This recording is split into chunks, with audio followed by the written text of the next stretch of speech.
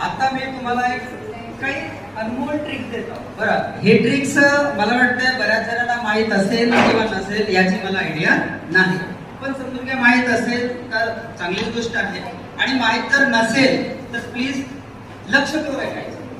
कारण ही जी ट्रिक्स आहे, या ट्रिक्समुळे तुमचं जे कॅल्क्युलेशन आहे, तुमचा जो वर्ग काढण्याची ट्रिक आहे, किंवा स्पर्धा परीक्षेची जेव्हा तुम्ही तयारी करा तेव्हा ही ट्रिक्स तुम्हाला खूप इम्पॉर्टंट असणार आहे.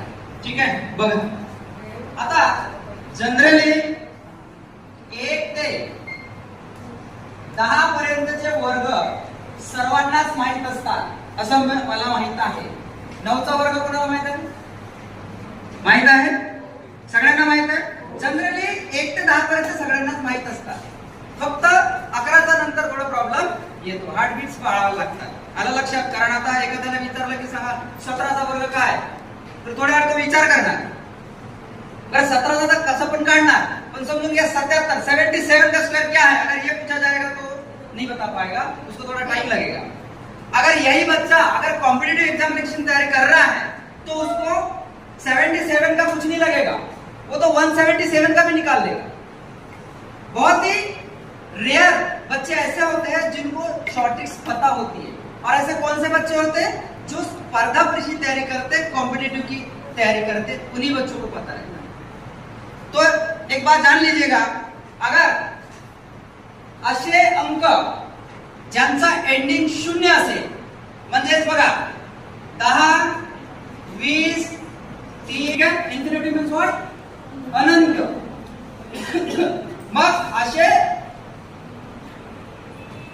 जे आकडे असतात, असे जे अंक असतात, तर त्यांचा वर्ग कसे काढतात बघा.